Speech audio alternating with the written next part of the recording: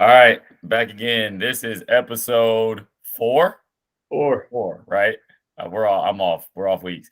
All right, he's the champ, Jared Fleming. I'm the chump, Brandon Green, and we got a special guest, the moderator of the A League Instagram, anonymous himself, is in the building. Yo, boy. Caleb Crawdack, Swag T, Mike Timmons from UT Dallas in the building.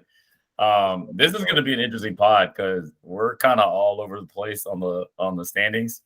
So I'm excited to get everyone's take on this. So first and foremost, since we missed last week, Jeezy, we told you this would happen. I'm not gonna make you wait until an hour and 20 minutes of this podcast that I'm gonna say is gonna be short tonight, even though we know it's not because it's three of us. Congratulations on congratulations on the week 2 win. But Jeezy's team has been hooping the last couple of weeks. Like he might have figured this fantasy football thing out 11 years down the line. Hey, I just want to make this point. I was going to make it last week, but we didn't get the pod in. We hated on Garrett for 2 full weeks, but for dropping James Robinson, right? Okay. We also didn't notice that Andy never started James Robinson. Yeah. So Andy got exactly the same amount of points as Garrett did for James Robinson. Big facts. And Andy's sitting 0-6 and Garrett's sitting 3-3. Maybe we were hitting on the wrong guy there. That's all I'm saying. No. First off, we did not run down the wrong guy. He dropped a starting running back. We did not run down the wrong guy. You're right. We just did not run down the other guy enough. There you go. That's the better way. Andy, 0-6, and your boy is getting 15 to 20 a night. Golly. Like, what are we doing? This is wild. Man. Yeah, I played. Mike, so speaking of 0-6, let's go ahead and get this out the way. This is the reason why Mike is on. Mike, this is a very unfamiliar space for you. Like, how at 0-6? So yeah, how do you feel right now? Looking at it, you look at it from two ways. You're like, okay, well, we changed the scoring this year, so I can catch up quick. But also, you look at it like, man, I'm kind of behind a lot too. So obviously you're like, oh, I can go get 2 wins, but also if I go to 0-8, I mean, that's going to be tough. So looking at it, it's one of those things. When I drafted my roster, I'm like, okay, I don't love it, but I didn't think I was going to get last place. There's been some bad luck here and there, and I don't necessarily want to blow up my team, but sadly enough, I do feel like I just got to get some more depth. I want to sit here and say it's only been 3 weeks and, you don't know what everything's going to happen in 3 weeks. But, like, a lot of my guys are just who they are. And, unfortunately, it's just not who I drafted them to be. So, yeah, I mean, I think for you, and because I went down, we've had some trade talks. We'll get there. We are actually going to work through the trade discussion on the pod. This is what we're going to do here. But I looked through your roster because you and I have been talking a little bit today. And I saw your score from last week, and it's not that you necessarily like your team is necessarily that bad. Because I go through your bench, and I'm like, well, there's 12. There's another 14 to 15. My bench scored 60. Yeah. I think the issue is when you don't have guys, you're always constantly guessing on who you're supposed to start and who you don't. I have too much depth. That's where you're at. I have too much depth right now at my running back position, and it's not good depth. Yeah. It's not like some depth is like, oh, that's a good problem to have. All my players are the same. So now not only am I guessing on who to start, I know it's going to be mediocre anyways. Yeah. Yeah. You're going 2 to 4 point difference on each player. And it's not enough to get there. And mark my word, I'll never punt on quarterback in this draft ever in this style. Like, I just won't, because no matter what, if I go get 2 stud quarterbacks, I'll never score 60 points in a week. Which is also means in these trade talks we're gonna have later, I'm about to ask for a king's ransom. We're just gonna throw it out there right now. All right. So first off, we have not written this down. Normally I write down what we're gonna talk about. Me and Jared kind of discuss it. We have not today. We're kind of going off the cuff. But since we got the 0-6 take, let's get the 6-0 take because Jared is really running off of this. Yeah, how do you feel, Jared? Obviously, how you feel, Jared? Like, do you feel like you have like a really big lead, or how does it work? How do you feel? How does it work? Well, How does it work being 6-0? How does it work when you're winning? Yeah, it's sort of it's like the same as you talked about, but like obviously the other way around.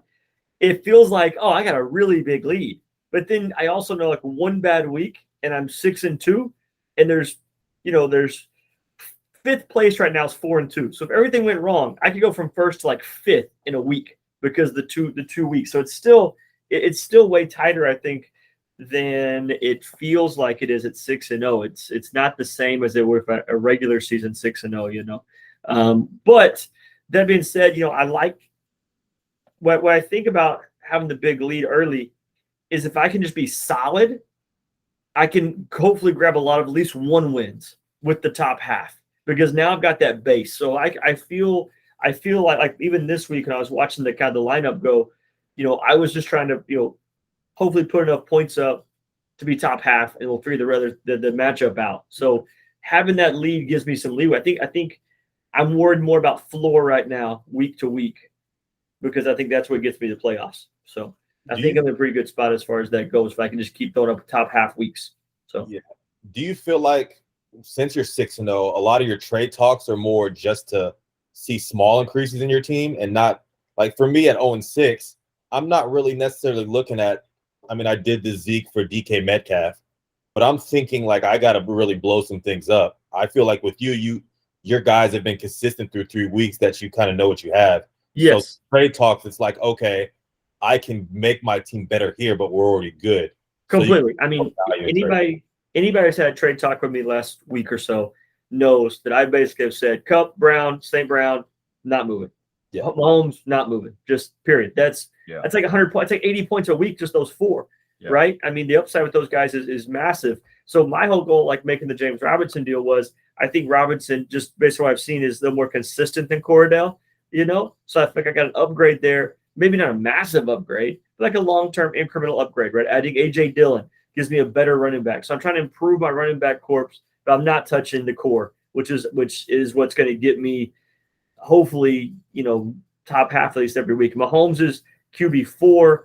Cup is wide receiver 3. St. Brown is wide receiver 3. Yes, they're tied. I don't know. I can't do math. All right, Coop's 2. St. Brown's 3. A.J. Brown's 7. Drake London's 13. Like that ceiling floor combo is just too good. I'm just not moving them. I don't need to do anything crazy. That's my feeling. Yeah, and I guess we'll go me next, who's kind of playing in that middle. Like I understand I'm 2-4, but I'm looking more so at the point to where like you started 2-0, right? I started 2-0, and then Keenan Allen got hurt. Yeah, and so that's really, I was already thin at receiver, waiting on DeAndre. Keenan Allen getting hurt, who was a wide receiver 1. You know what I mean? I've been struggling, but like I look at it, Scott is in third. Scott Rogers in third at 388. I'm in ninth at 365 at 2-4. I lost, you know what I mean? I lost last week by 7. If Sterling Shepard catches 5, he had 10 targets. Yeah. You know what I mean? And like he does some things differently, we're probably in a different conversation, right? So I don't feel like, me being 2-4 is one thing. I feel like I'm more so in the middle, because when there's a 23-point difference between you and third in 3 weeks, you know what I mean? You're looking at 8 points a week. Yeah. I mean, and Scott has also won the money 1 week. So that, is it really 8 points when he blew up one time? I don't feel like I'm that far off. Now, I will say I knew my depth was going to be the issue. We knew that when I drafted. Yeah. That's part of the issue when you take DeAndre Hopkins and he's out 6 weeks, right? But like Mike said, Josh Allen is quarterback 2 right now. And and realistically, he's liable to go off for 30, maybe even 40 every week. Herbert is quarterback 7 and played like absolute shit last week with the broken ribs. So do I feel like I need to move? Yeah, probably. But it's hard for me to move Herbert, even though I know the ribs are broken. It's hard for me to move him knowing Keenan Allen's probably coming back this week. Yeah. Does that, you know what I mean? So now does that 15-point a game with the pick and the fumble last week, and you get your best receiver, does that 15 now turn to a 25? It's a tricky situation to be in for me when I'm at 2-4 and I don't want to get to the point where I get desperate. So it's trying to balance the fact of, how far back is 2-4 when you can get 2 wins a week. It's an interesting thing with the scoring. It's different, and I don't think anybody really knows how to gauge it yet. Yeah, because like with the 2 points possible each week, if Jared goes 0-2 next week, you'll be 6-2. Not any time to panic, but you'll look at your team just a tad bit different. In the same way that if I don't make any moves this week and I get 2 points next week and I'm 2-6, I'm like, okay, I got some momentum. I'm like, week to week, you can look at your team a little different. And I think that might be the reason why we have more trades this year than we have in seasons past. Yeah, we've had 5 trades already, with maybe 6 with the one going through it earlier, like maybe an hour ago. You want to talk about that one? We can. I mean, I don't know how y'all do this. I'm still locked in doing Gassocast and not just talking to y'all. So I always feel like I have to we're good. moderate and push the thing. So we can touch it. Once again, we don't have a script tonight. Normally we do. Cordero is just getting passed around like he's not the only. I take that back. Like he's not probably the second most productive player on that offense right now, because Kyle Pitts hasn't really gotten started and maybe won't get started because Mariota can only carry one receiver at a time. So you got Cordero going, Drake London. Yes, Jared, we know. We got Tamain getting Cordero, Andy getting Deontay Johnson and Antonio Gibson. Tamain also got a free boat ride and Cordero. And a free boat ride. Yeah. And the boat ride is key, but Tamain was out here in Austin with me. That's a trek. Maybe So Andy really, committed to bringing the boat to Austin. We don't know. If he brings the boat to Austin and get the boat ride, he might win this deal hands down. Right. So I'm irritated. Oh, go ahead. No, I'm irritated because I was engaged with Mr. Wright on Cordell last week, and I tried to engage him with Deontay Johnson, and he wasn't feeling it. And then a week later, he trades Deontay and Gibson for Cordell Patterson. And that has me a little irritated right now that we could get something done. But I think the Swift injury is what changed. You tried to trade him before he had 140 yards and a touchdown. Like, yeah, of course he wasn't listening to you then. I just feel like with Cordero, we all went into the draft after I had him last year saying, okay, he's not going to do that again. He's a little older. So I just every time I still see him now, I'm like, I don't believe it. I agree. Whoever has him and commits to him is going to get a lot of just big time weeks, because I won't trade for him. And that's what it is. That's what it is. I look at Tamain's team, and the floor is there, right? Aaron Rodgers, Nick Chubb, Devontae, Derek Carr. Like, the floor is there. This is the I'm trying to win weeks. I'm trying to, when I see Jared, maybe Cordero has that game. This is the boom, right? We know that the floor is there. Aaron Rodgers, even as bad as the Packers offense has been, or I don't want to say bad, as normal, right? Normal is probably the better word. Like, you know what you're getting. Devontae, like, some of these players are, even Tyler Lockett on a bad team is going to give you weeks. This dude might break a 60-yarder and change the week for me. This is where the 2 wins comes in, is why you trade for Cordero over Deontay Johnson and Antonio Gibson. That's where that move comes from. And as far as Andy needs the floor. 0-6, you got to raise the floor, right? You can't be boom or bust. So I actually think it's a really good trade for both of them. Yeah. The only thing about it is I saw Brian Robinson running routes in pregame looking pretty good. Now, I don't know the severity of the wound, but I mean, they obviously now all of a sudden he's even more of a team favorite, a fan favorite. as soon as he's healthy and the way he was training before, he's going to be in the mix pretty quickly. Yeah, I agree with that. I just think, honestly, I think that Andy's that Andy's going to win the deal on just Deontay. I mean, Deontay's target share is massive. He just hadn't scored yet. Yeah. And I think that Have you seen Mitch Trubisky throw? He might not ever score. Well, that is more than fair. I think Pickett will be the starter. That's got to come soon, right? The problem is they're just in close games, so it doesn't make Trubisky. But here's the thing: your defense can no longer get a stop without TJ Watt. Like that's honestly probably the bigger issue. Their defense can't get a stop. That's good for Deontay, baby. Get down, sling the rock. But who's better to sling the rock? You going to trust Mitch Trubisky, or are you gonna I'm agreeing with both of these things. Defense is bad. Put in the guy that can legitimately sling it. Like, let's go. Yeah, honestly, you're right about the touchdowns, but Deontay's put up 9, 10.7, 12.4 with no touchdowns. If he starts scoring, he's pushing 20 every week. I like Deontay. I wanted him. I'm disappointed I didn't get him. Basically, I'm disappointed I didn't do this deal last week. But like you said, Cordell did have a huge week. I should have traded him after a good week and not a bad week. Once again, I think I like this deal for Andy because it raises his floor, right? Because like you said, Deontay Johnson on his worst week is still a 10-point-a-game player. Yeah. Right? So that raises his floor. I think Gabe Davis is going to be Gabe Davis. He's going to be fine. The Buffalo Bills just pass the ball so much. They can support as many receivers as they need to. Derrick Henry, I worry about Derrick. I'm going to say this out loud. I worry about Derrick Henry because those defenses are just going to make Ryan Tannehill beat you. Yeah. I don't worry about it from a Derrick Henry standpoint. I worry about it from you no longer have A.J. Brown.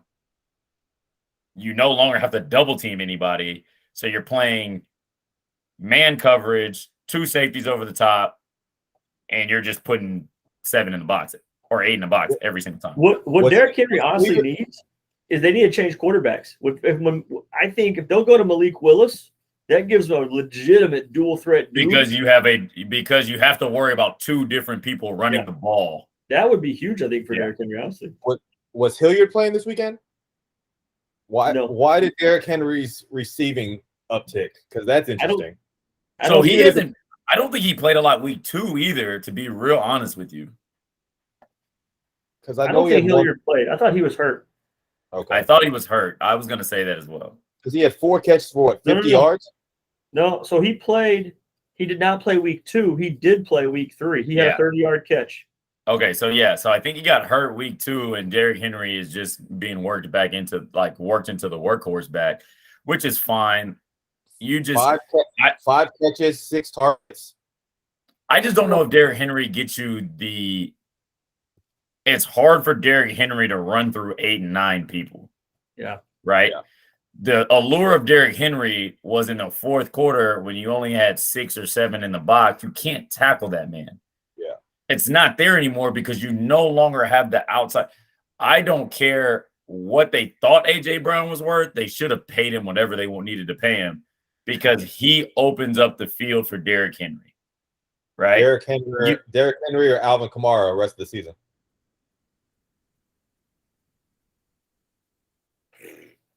I still think Jameis is a better throwing quarterback, so I probably take Alvin Kamara. Eckler. That's the stupid ass question. I'll say Henry, and then I'll say Eckler. I don't trust that Derrick Henry's going to catch 5 balls every week. I don't either. But if he catches 3 or 4 next week, then I think Andy has something. Oh, I think Andy's close. I don't think Andy's far off. Is Kamara going to catch 5, 6 balls a game anymore? He's got 4 catches in the year. Oh, it's so frustrating. Yeah, I may be changing my tune. Let me look. It's frustrating. I'm going to wake up at 8:30 Sunday, halfway hungover, to watch Jameis Winston 4-speed Chris Olave. Are they in London? Yeah, they play Minnesota. I got a lot of action. Hey, baby. And Jarvis and Michael Thomas are like nursing foot injuries. This is going to be fucking awful. I take that back. I'm going Derrick Henry. Yeah, I'm going Derrick Henry. Yeah, like when At Derrick the end of the Henry, day, Derrick Henry. Yeah. when Derrick Henry's not running past the line of scrimmage, it's the worst thing ever. Like I know, remember how Jimmy used to make fun of Chris Johnson 2-yard run? Like it's Derrick Henry minus 2-yard run. Yeah, he was getting. It's either 8 yards plus or minus 2 or 3. It was bad. Like, and that's part of that is there's so many people in that. Like, there's not enough people to block. Like, it's They also just put Taylor Lewan on the IR for the year, which is their best offensive lineman. That doesn't help. I think Burks and Woods will get better, and I'm saying that because I have Ryan Tannehill. But I do think Burks. Yeah, I do think Burks and Robert Woods did look pretty good last week. Burks looked good last week too.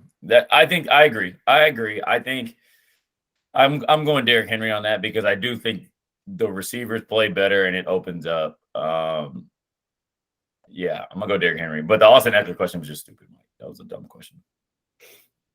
Because I think part of that is when Keenan Allen is back and you can no longer double team Mike Williams.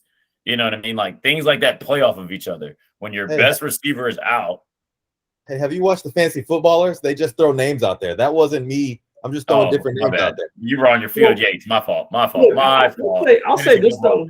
No longer the champ in the Chump fantasy football now. I got it. I'll say this about Eckler. You know, if I'm Hurley, I've got to be concerned about what's going on there. I mean, he's not playing. He's barely playing 50% of the snaps. He's not playing third downs. He's not playing 2-minute drill.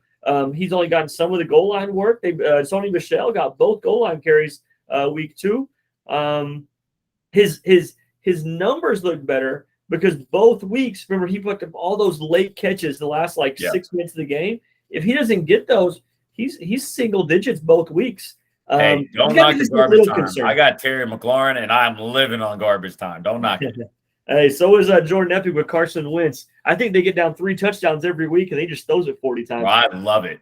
I love it. I don't even press now when I see that Scary Terry is 1 for 3 with 12 yards because I look and they're down 3 touchdowns, and I'm like, yeah, here it is, baby. Scary Terry time. And he racks them up every time. Are there any more players that were drafted with a lot of money that we might be time to panic? Like, is Jonathan Taylor? This is a great question. Like, I'm looking off Jonathan Taylor the last 2 weeks, 9 for 54 and 21 for 71. He's another one. Michael Pittman missed week 2, so I think that has a lot to do with it. Michael Pittman looked really good last week, so I think that starts to loosen it up. But he's another one that gets game plan for. Also, he played incredible last year, so there was going to be some drop-off. I think one of the most disappointing guys that went for, so I can see how much he went for here, a pretty significant number, and I wanted him, is DJ Moore's been terrible. Yeah. He's the 60th ranked wide receiver. How do I see? Yeah, Kamish, pull up the numbers, man. Wells drafted him for $27. That is pretty significant for a guy who looks terrible. What Cam Akers go for?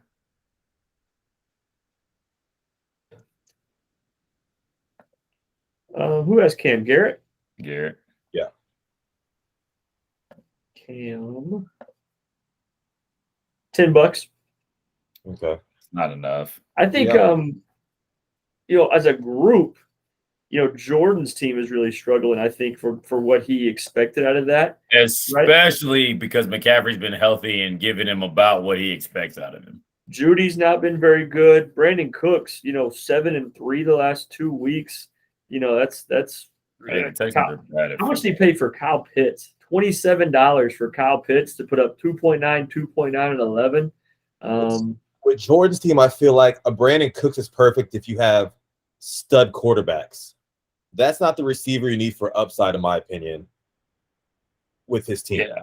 I'm looking here. Like Deontay Johnson numbers, a very solid, just a solid kind of receiver. But all his receivers needed to be like that because that's true. Like Juju needed to be like that. He's been up and down. Jerry Judy's been terrible the last 2 weeks because the Broncos have been terrible the last 3 weeks.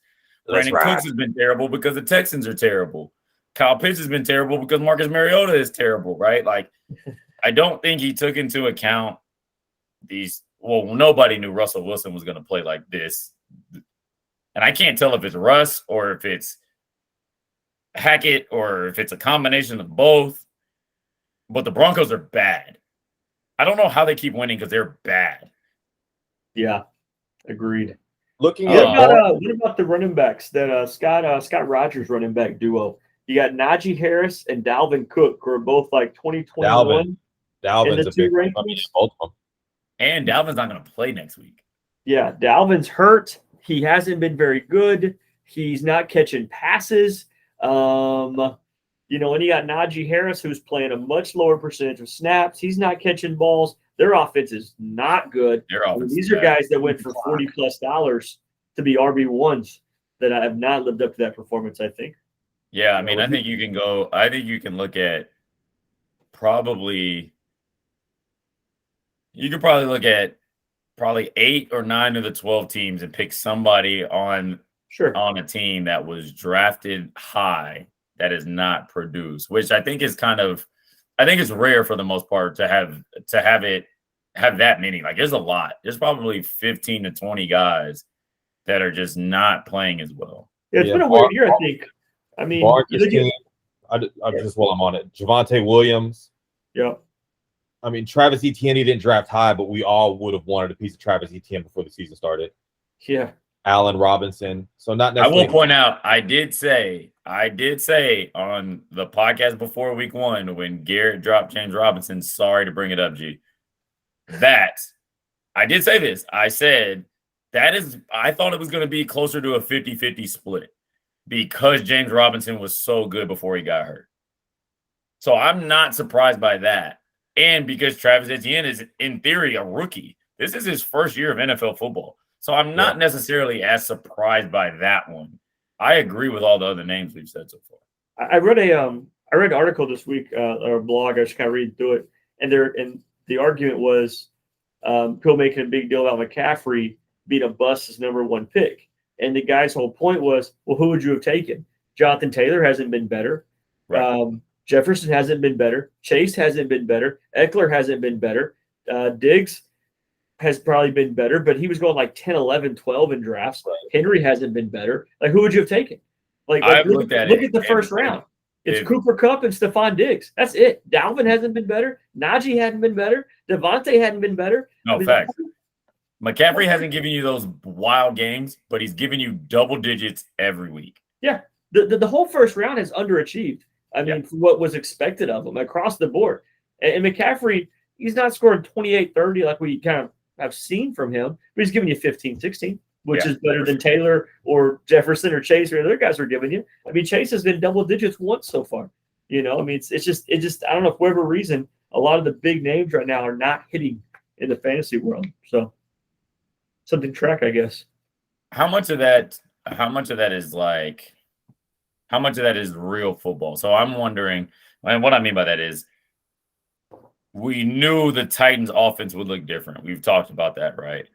And you see the A.J. Brown effect in Philly.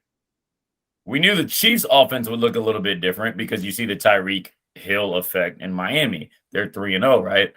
The Chiefs are the Chiefs, though. Andy Reid is a genius. Mahomes, they're just good. They just have really good players, really good coaches. So not so much, but you see what Tyreek Hill has done for Jalen Waddle and for Tua, right? Like, you see that.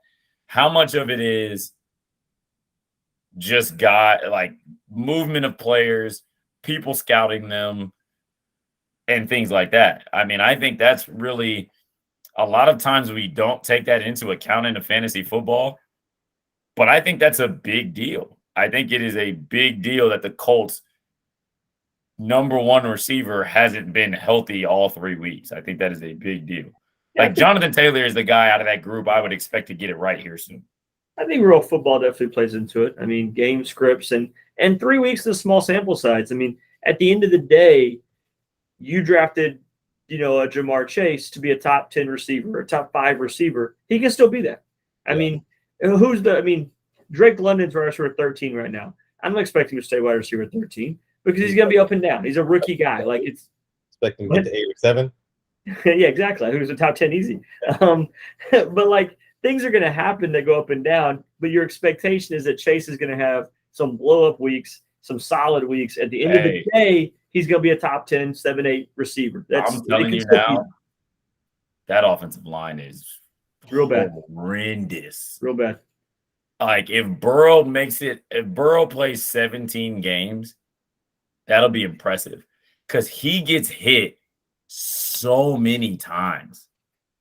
There's some stat out there that whoever loses the Super Bowl like hasn't made the playoffs the following year in like 10 straight years, like 18 out of 19 years, something like that. Something crazy. Oh wow. So it's just what I don't know if it's a hangover effect or whatever you want to say, but like it happens every year.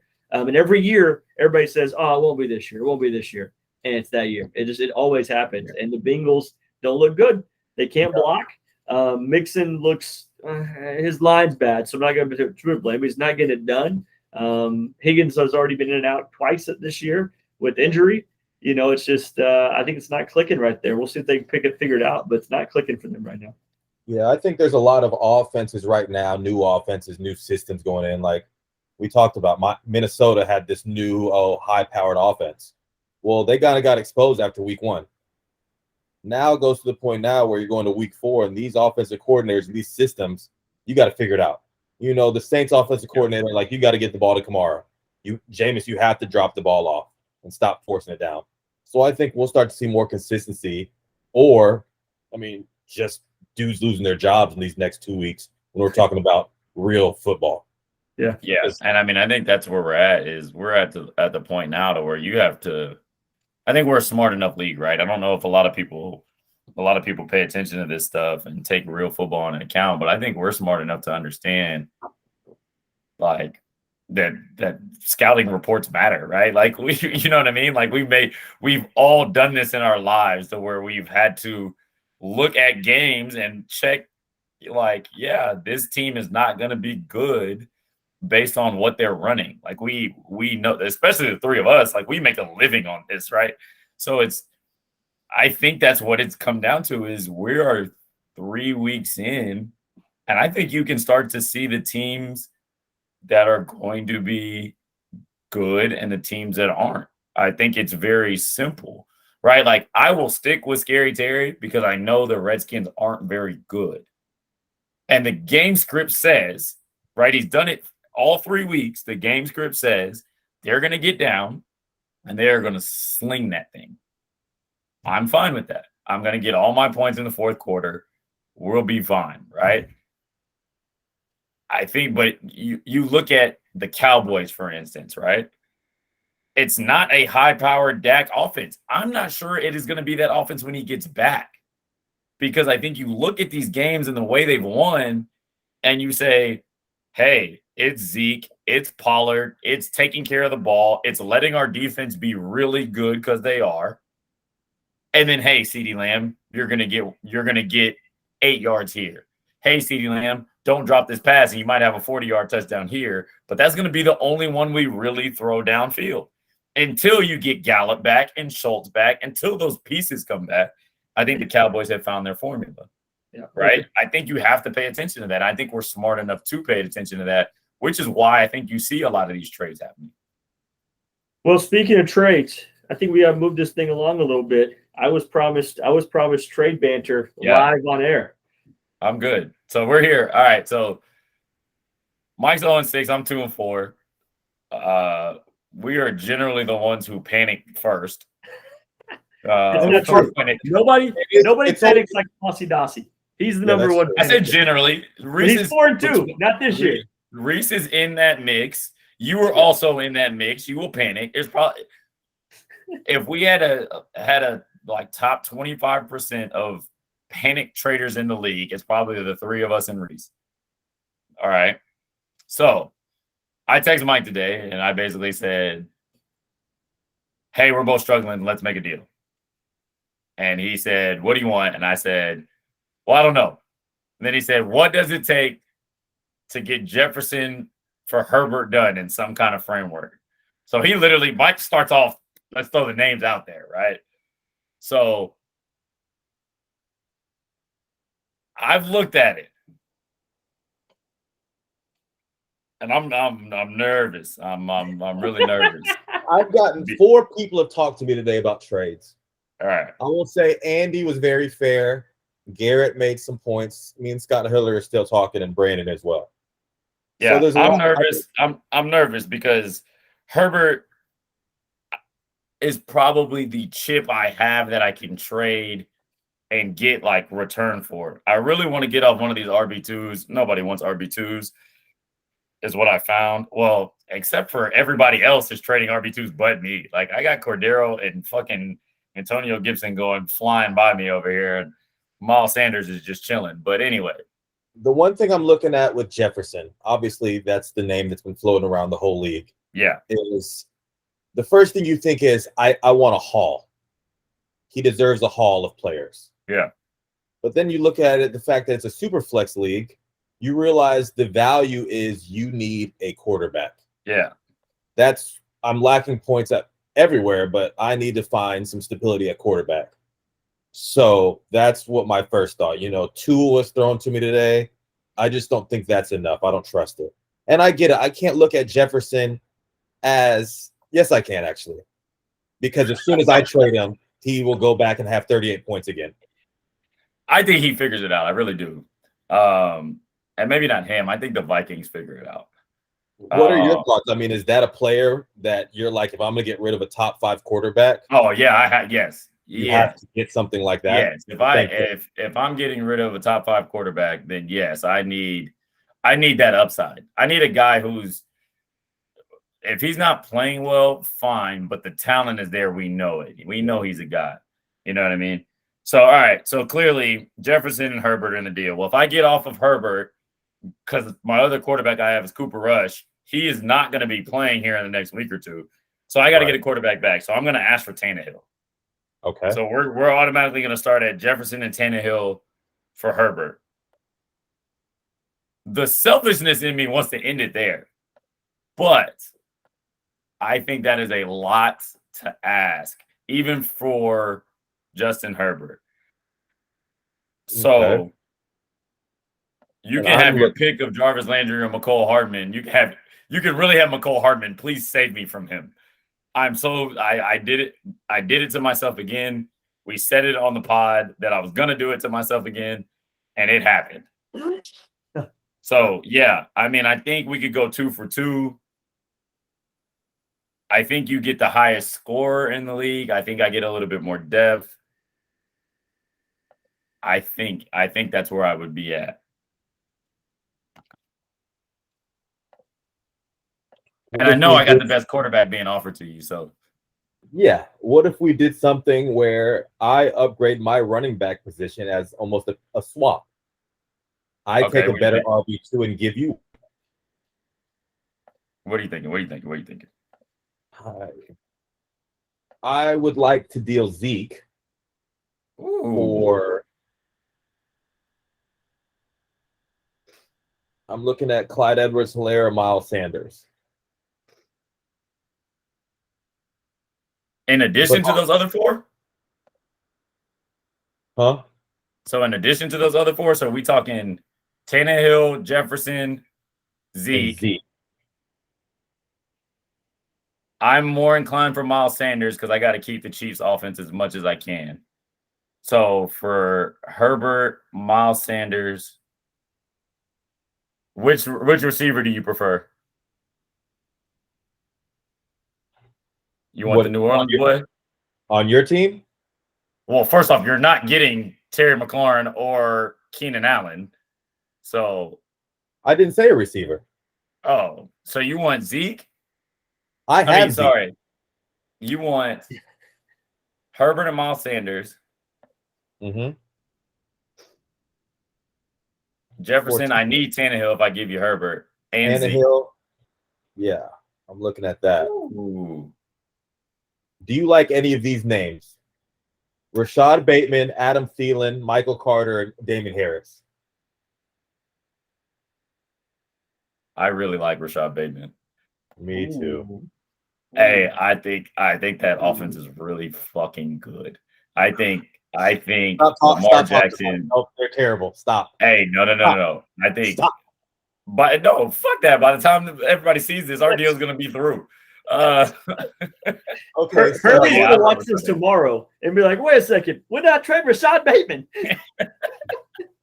If I can just Hey. traded Bateman as part of a deal, what just happened?" Hey, no, Bateman is. Hey, that I think Lamar Jackson is on a fucking. do you think he gets mission. more? Do you think he gets more catches? Rashad Bateman. Yeah. What does he have? Eight, Jared. Well, he fucking dropped one last week. Something Oh, like shit. that. It may be less than that, even maybe like 6. He dropped. I know he. Yeah, I thought hey. he dropped one that would have gone for like 40 last week. But he's got 2 for 59 and a touchdown, 4 for 108 and a touchdown, and 2 for 59. He's literally averaging 29 yards a catch. That's a lot. And the thing too is with him, Lamar's He's- always a threat to run, so you have to. A linebacker has to spot him He's the 16th ranked wide receiver in on standard, 8 catches. That's fucking wild. and he's the 30th ranked in PPR because he's got no catches. Yeah. So I think the thing with him is like he'll always be able to take the top off because you have to worry about Andrews underneath. The running game is always a threat, and he's always going to get single covered. Always. Literally always. And he's a physical specimen. I think his numbers go up before they go down. I love Bateman. So, yeah. But nobody got the quarterback I got.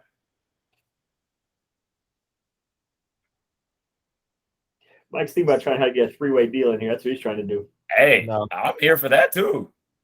No, because I think I can get better value trading Zeke elsewhere solo than in this.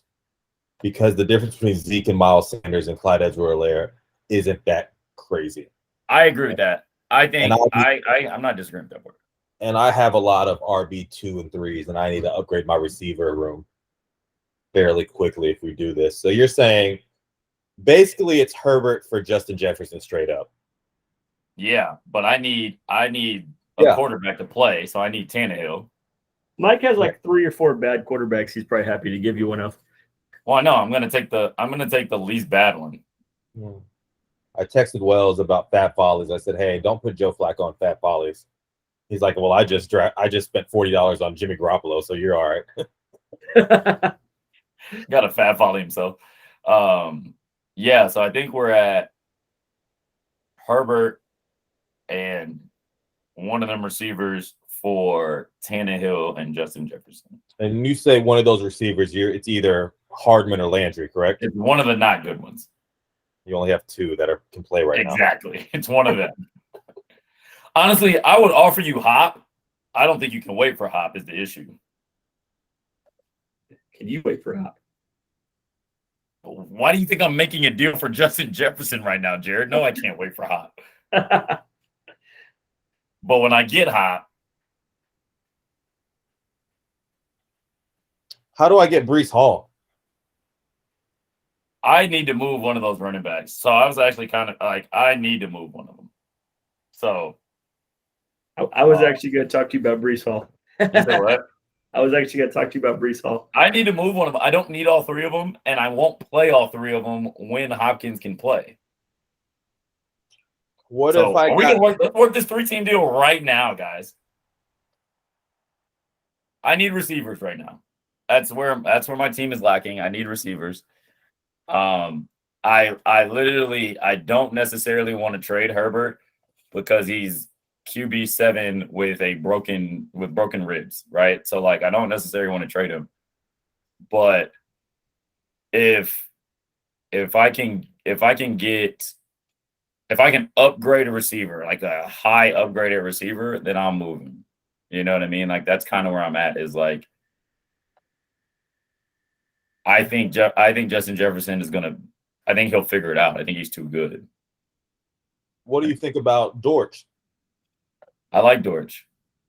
I do. I like Dortch. But I also think he's another guy that, like, if I'm trading Herbert, I don't want the guy who's going to get replaced by Hopkins in week 6. Now, I don't think he necessarily gets replaced, but I think his targets get replaced. Okay, so Justin Herbert and Breece Hall. is the two I'm looking at. You have Tannehill, Justin Jefferson, and you need somebody else.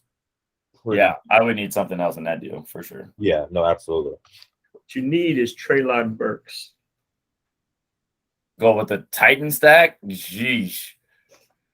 That's a stinky stack. That's almost as bad as the Jacksonville stack that fucked me up on Sunday. That's right, it did. That's right. Hey, Treylon Burks ran the most routes in Tennessee last week. He's a so dude. Mike, I almost threw in. I really want Higbee, and I almost like just threw in Knox for Higbee just for shits and giggles. That's my best player. I know it is. That's why I didn't. This is the first week I have got 0 points from my tight end until this week. Hey, fun fact. I saw something like Tyler Higbee has like the second or third most like targets by a tight end or something wild like that. That's not a fun It's like fact. Mark Andrews is one, and then I think Tyler Higbee or like Kelsey is one, and like Mark Andrews and Higbee are like one apart for 2 and 3 or something like that. That's a Snapple fact, Jack. Yeah, that's where I found it actually. Jared, what you talk about over there? My thoughts are way less deep than you guys. You guys got big people talking about. We're not talking about swapping bench players. I'm talking about swapping anything. I got to get a dub this week. I need 2 dubs this week. Actually. I've got Burks and Mooney, who I was looking at moving, and I was looking at Breece Hall to see if you might have interest there. I could move Algier back too if you want another running back on your bench. I actually like I like where you're going with that. We can talk, especially if I get Tannehill. I actually really like this conversation. Mike disappeared. I'm still here. I'm here. Mike just bailed. I just went and threw up. I'm back. Goodness gracious, we got the first ever pod throw up. All right, so we'll nail down these details off camera because this is getting a little it's getting a little heavy. This might be a three-way deal. Have we ever had a three-way deal? We got not on pod. We have, I think, in general. I think we've had one, right? I think we've so. had one. Yeah. Well, we gotta get to some week previews. The one thing I've noticed about doing podcasts, more people watch when we talk about them. So I'm excited to get through these picks because that's what they don't want to hear about my trades. Yeah, they don't want to hear our thoughts. They really just want to hear people. I'm going to falsely justify a lot of players on people's teams that I like, but I don't really like them, but I'm going to make them feel good all week. Honestly, the picks are what run us from being a short podcast to a long podcast because we start talking about things way too long. And then we get the Reese and Garrett matchup that we switched 2 weeks ago that ends up being the highest scoring matchup in the fucking, you know what I mean? Like, you did pick that right, by the way. I picked Garrett, maybe. All right. So we're gonna get to the matchups. Trade talks will resume when we get off air. If you see a big 3-way deal, it happened here. First ever pod trade. Sorry, Hurley. I feel disgusting just talking about trades that you and I haven't made yet. He won't know until after our deal is done. I'm telling him sorry now. I'm telling him sorry now. All right. So I might just trade him right now. I might just offer a trade right now. But yeah, I'm gonna text him and be like, "Don't accept that. That's a guilt offer." So Hurley's gonna be a side checks from all sorts of people. He's like, "What is going on?" Yeah, that's funny. That is hilarious. But Hurley's asleep right now. That's the thing. That's the funny thing. He won't respond until 5 a.m. in the morning. Like, it's bad. So I don't feel bad because I can't talk to Hurley right now because he's asleep anyway. So I'm talking about him. That's true. That's true. If you can't talk to him, talk about him. That's I teach high schoolers. That's a regular rule of life. All right, I'm 7-5. Jay's 8-4. Mike obviously has not picked before, but he's probably gonna catch up to us really quickly. All right, so we go based on mine. Obviously, mine is first. We got me and Reese. I don't think I've ever had a projection that has been more than like 2 points. I feel like I'm always. Why are there fries on your screen?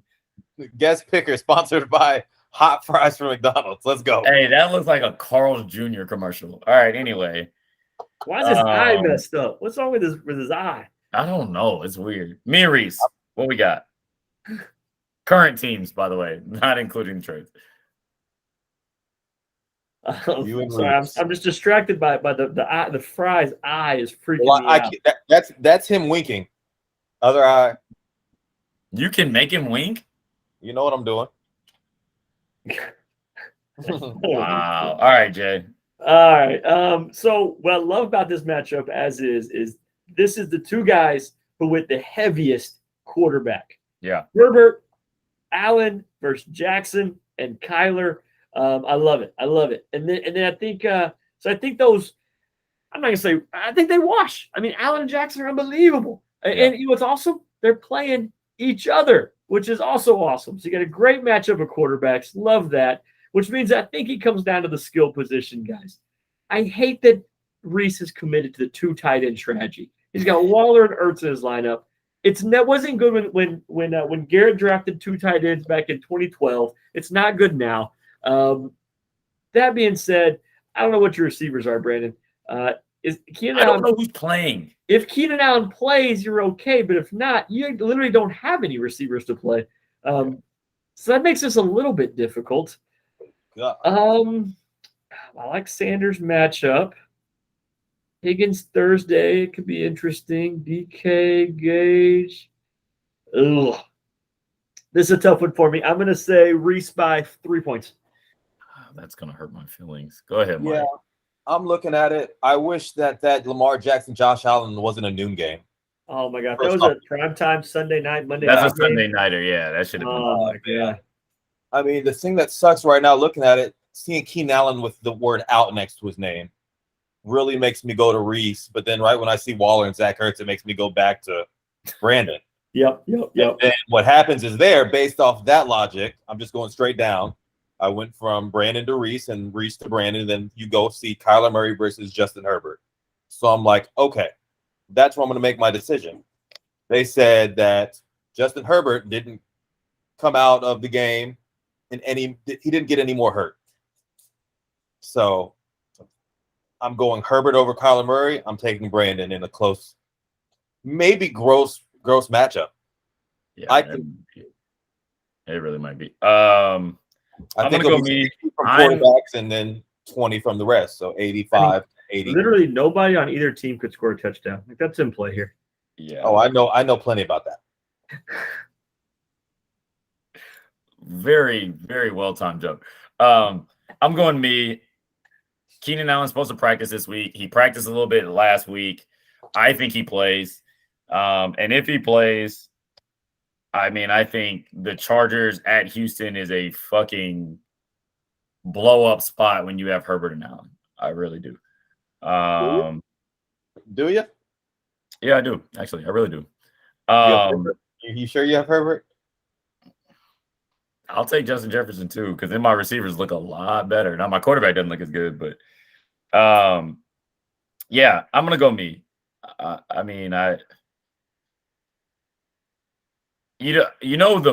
say this.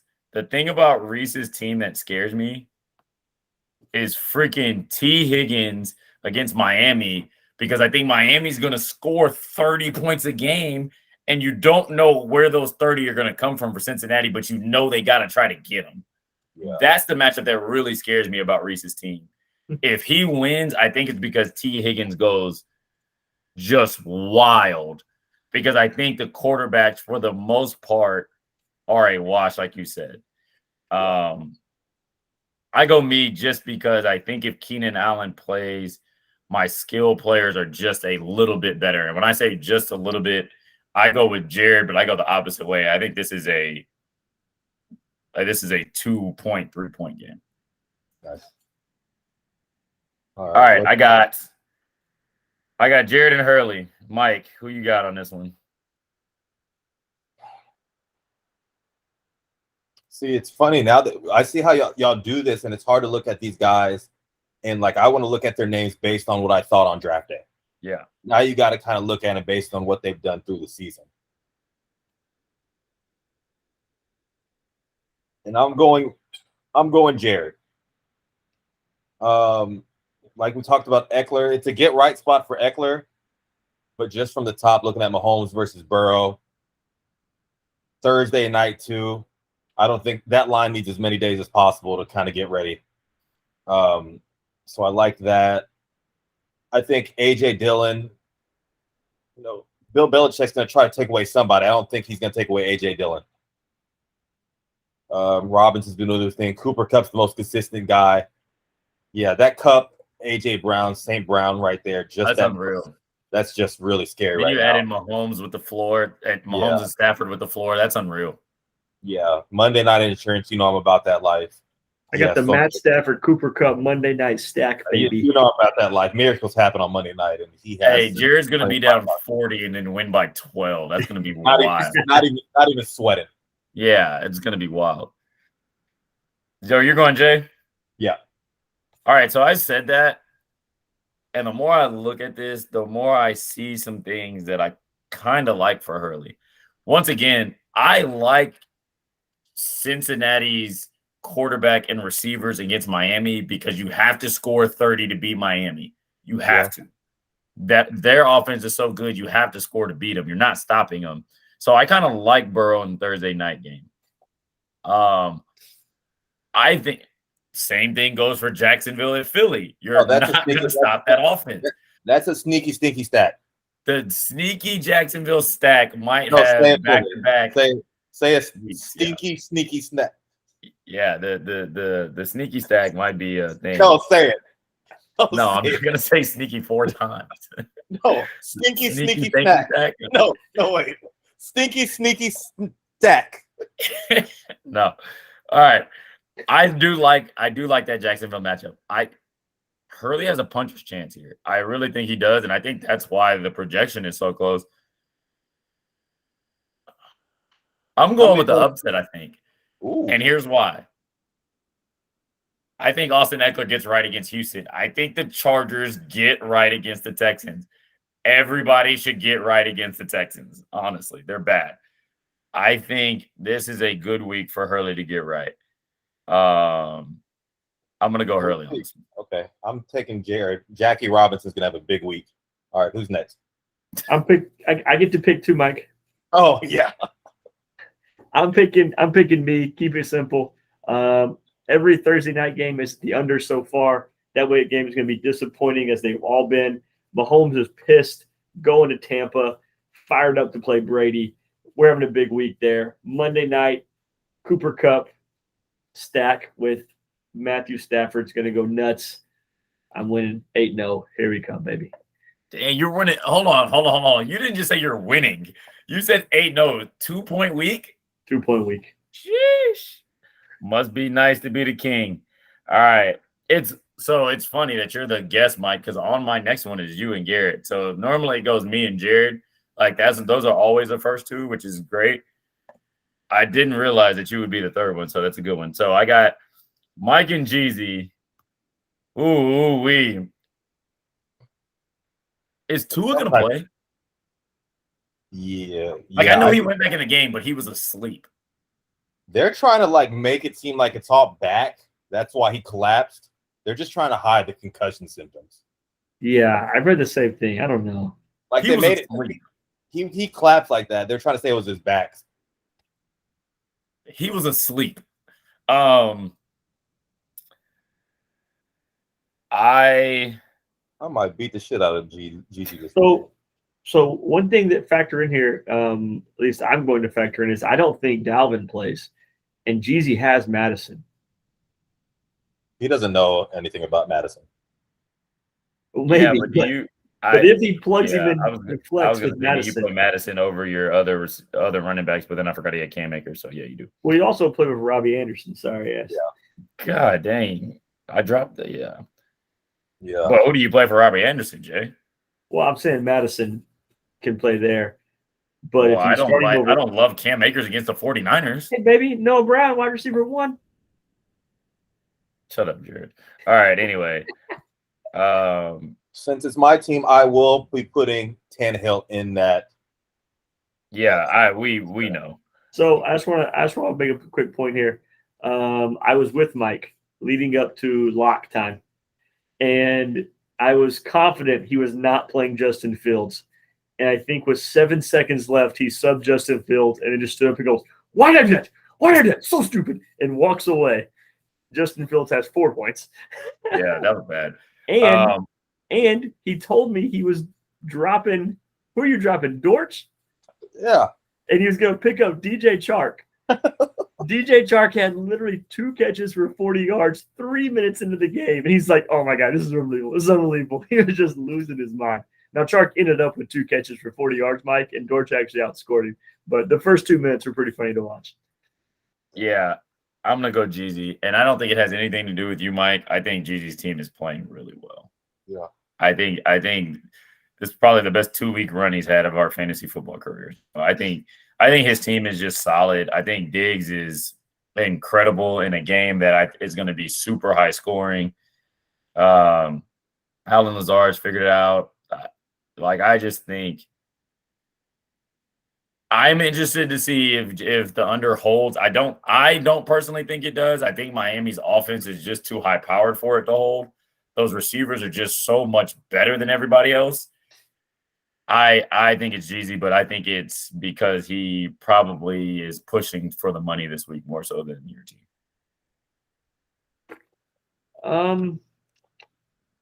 I'm not as convinced as Brandon is on this. I like the running backs. I think if Jefferson is on your team and is what he's supposed to be, he can match Diggs, who's the high player there.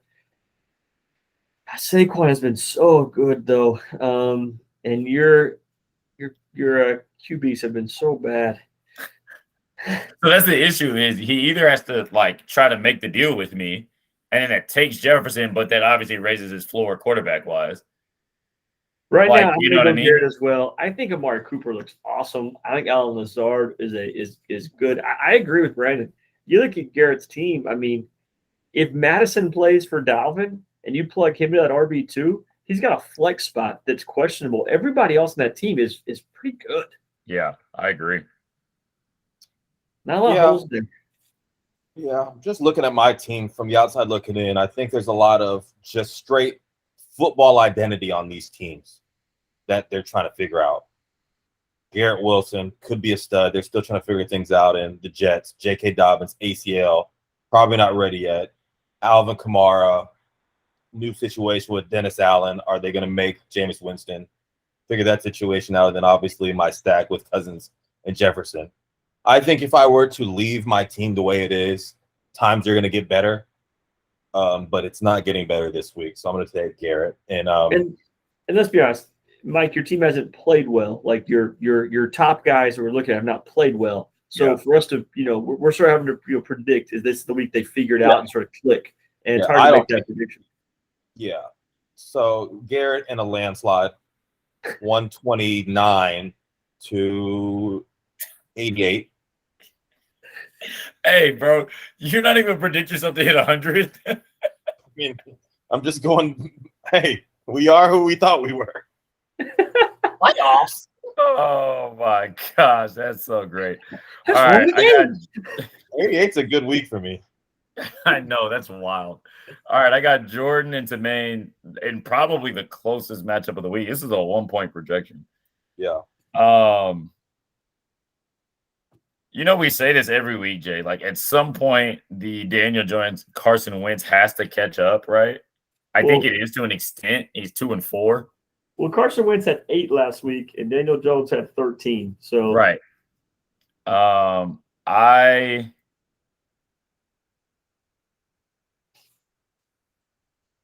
going to be interested. Honestly, I think the key here for me is Chris Olave. If Thomas and Landry are not playing or not 100% healthy and can't run their normal routes, what does Olave look like?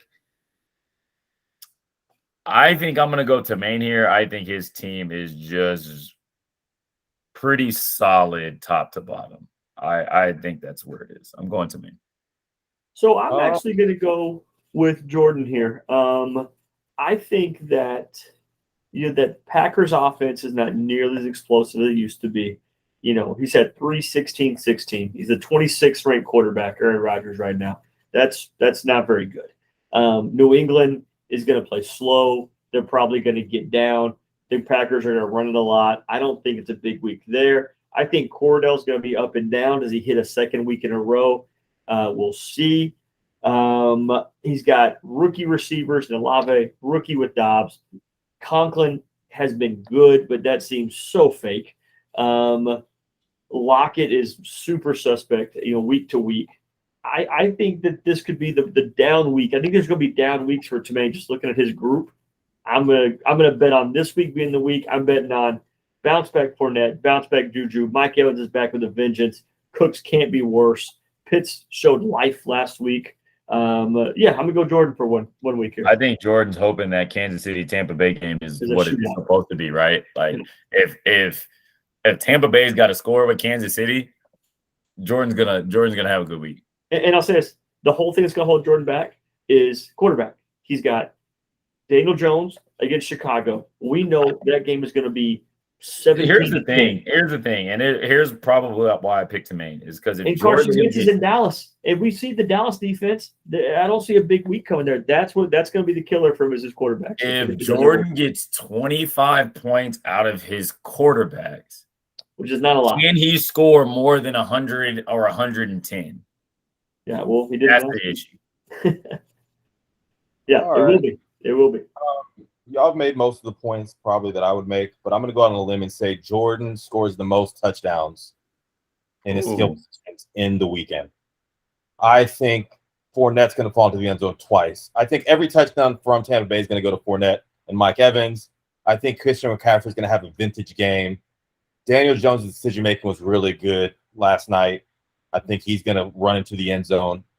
Cooks will be the solid piece he needs for him. But I think his skill position's up. Carson Wentz is not going to play good. But I have a feeling there's going to be a lot of 2 touchdown games from his skill position guys this week, and I'm going to take him on that. I do think Nick Chubb could have a 3 touchdown game and screw everything up. But I see McCaffrey, Fournette, and Mike Evans are going to have really, really big games to get him over the top with his quarterback deficiency. All right, so now we got the Jameis Jet Jackson. We got Wells and Scott Rogers. Speaking of, did they decide what they're doing? They split that money, right? I'm not sure. First play. I like the play for head to head this week. Yeah. We're grown. Who needs $25? I'd rather beat you and not let you have any money. That's facts. I'm with you on that. But, I mean, not my decision to make. I'm not anywhere in that conversation. I should have no say. All right, Jay, what you got? Wells and Scott. The low score in the league is telling people what to do with their winnings. We should play for it. I like this matchup. I think that I think the scoring will be higher this matchup than what we've seen. I think Aaron Jones bounces back. I think they're gonna run the ball a lot. Jamal Williams has been really good, even with DeAndre Swift. And now he's the only guy there. Yeah. He's got that Miami stack without a quarterback, which is still so good. Still goofy to me. He should have listened to the pod week 1. Yep, made the deal. Scott would have won the money 4 times in 3 weeks. Does he keep those 2 all season long if you had to guess right now? Yes. Anybody else, I'd say no. Scott will just keep him and say I like him. Yeah. But also that offense has proven in 3 weeks to be really good. The knock on the offense was, can Tua get the ball out there? And he's been on time and he's been accurate. Those dudes are hooping. I think he keeps them. So I'm actually going to take the upset here. I'm going to take Scott, and this is why. You got Jameis Sunday morning in London. That feels like an under game to me. You've got Chase Thursday night. I think that Miami leans their defense to him. You got so many receivers in that game. I don't think about that. I think Devontae had a huge week. I think that swings back to Brown this week. I think there's going to be a lot of up and down. Kittle's back. Malcolm Brown had a big week. I think Najee scores versus the Jets. That's a running back happy place to go to New York. And I love Jamal Williams against Seattle this week. I'm gonna take the upset. Oh, and Mariota's he can't throw, but he runs for like 50 yards and a touchdown every week. You took it from me. I'm looking at the quarterbacks, and they currently have Jameis Winston and Jimmy Garoppolo to outscore Marcus Mariota and Jacoby Brissett, and I just don't think there's any chance in hell that happens. Man, we got Brissett, Garoppolo, Mariota, Winston in a 2-quarterback league in week 4 matching up against each other. Boys, that's not great. But let's listen to it. So Mariota is at 19.8, 13.4, and 15.56. He's currently the number 14 quarterback. Yeah. So he is a top-end QB2, right? Yep. We have Jacoby Brissett, who is 10.88, 15.46, 17.9. He's 16. He's a top-end QB2. Like, this is what you needed when you did this, right? Like, when you were going bargain basement quarterbacks, you needed to find 2 guys that could sneak into that QB2 range. Scott has done it. He's pushing 30 to 35 points from his quarterbacks. And then he's got Hill and Waddle who cover the other 25 or 30 between them. I think his quarterbacks have just played better. You know what I mean? Jameis is 15. Garoppolo is 32 because he didn't even play week 1 and he didn't play well last week. Is there any chance he starts Geno over Garoppolo or no because of the Debo Samuel stack? Good question. That is a good question, but here's the thing. To be fair, Geno's 19. Started all 3 weeks. He's a number 19 ranked quarterback. Yeah. He's gone good, bad, good. What are you getting here, right? Now, it's Detroit. Their games have all been high scoring. Their defense isn't great. It's probably, if you're going to do it, it's a good spot. But so, who did y'all pick? I picked Scott. Okay. I'm going Scott too because his quarterbacks are better. I'm going Scott. So I've been going back and forth. One side of me, there's the Monday night stinky stack. I'm all about Monday night miracles. You're all about a sneaky stack too. I think what's going to screw Wells in typical Wells hungover Sunday morning fashion is figuring out how healthy David Montgomery is, or he has Herbert down there too. I think he's going to have to make a decision there that either way that screws him. And with Jamal Williams probably playing most of the snaps for Swift, I'm going that direction. Just 2 things I'm looking at. Obviously, I like Devontae Smith. I like Cortland Sutton. I like Travis Kelce. But Tyreek Hill and Jalen Waddle, and that's really good right now. And Jamal Williams. So basically what I'm saying is Jamal Williams over David Montgomery. I agree with that. I think Jamal Williams probably falls in the end zone 2 more times. And I'm going to take the slight quarterback edge that Scott has over Wells is probably where I'm at. If Jameis just doesn't throw any interceptions, he's going to throw for 340 yards. Who is? Jameis. He's going to throw for. But that's the thing is Jameis is going to throw for 340 and fumble the ball once and throw 2 picks and end up with 12 points. I would rather have both of these teams over mine. So good luck to you two. All right. We got Barnes and we got Andy. All right, real quick, just looking at the top of this, would you rather have Jalen Hurts and Javonte Williams rest of the season or Russell Wilson, Jonathan Taylor rest of the season? Hurts and Williams. I would rather have Hurts over anything you just said. Okay. Hurts is awesome. Hurts is Lamar Jackson-esque, right? Like that's the only other guy we can compare to it, right? That's has the possibility of throwing for 302 touchdowns, but also running for 100 and a touchdown. That's just crazy because then we're talking about Jonathan Taylor, who was consensus. I get it. I'm just saying that's how crazy it's been in the first 3 weeks. I'm saying watching the first Philadelphia is that good offensively. Like to the point where they double AJ Brown and Devontae Smith goes for 156 in the first half or whatever he went for. You know what I mean? Like, I don't know. They have 3 running backs they play at will. Their quarterback is basically a running back. I don't know. Dallas Goedert is still a tight end 1. They're supporting so many fantasy players that Jalen Hurts will always be relevant. I just don't like. So I'm not even going to look at the rest of this. I pretty much just convinced myself that Jalen Hurts is going to outscore Andy's entire team. So I'm taking Barnes. So I agree. I want to go Andy. I like his team. I like his matchups this week. Gabe Davis gets the Baltimore pass D. It's awful. I've talked about Deontay. You get the Jets. I think that's good. But, Moore's been awful to match Allen Robinson's awful. Andrews can outscore Hawkinson, I think pretty clearly. But how does Andy make up the 30 Jalen Hurts is about to get versus what's Russell Wilson averaging? Like 10 points, 12 points? I mean, it's not good. That's a lot to make up. He's averaging like 14. I mean, if Taylor and Henry each go for 25, he'll win. But if Henry gets 13 and Taylor gets 16, Javonte can touch that, and so can Kareem Hunt. That Jalen Hurts gap is large, I think, right now. It's really carrying him, and the Mark Andrews gap's huge. Mark Andrews predicted for 12, right? He has scored 7, 24, and 25.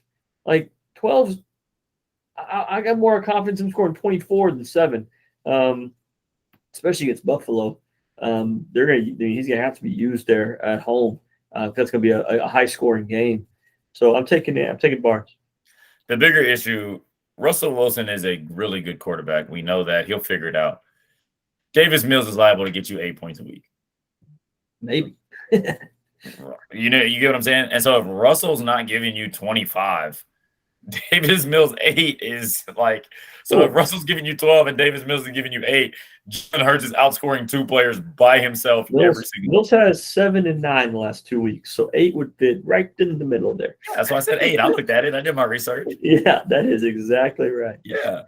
So you're hoping Russell is more like week 1 Russell, to where maybe he doesn't play that great on paper, but it's a 20-point game, right?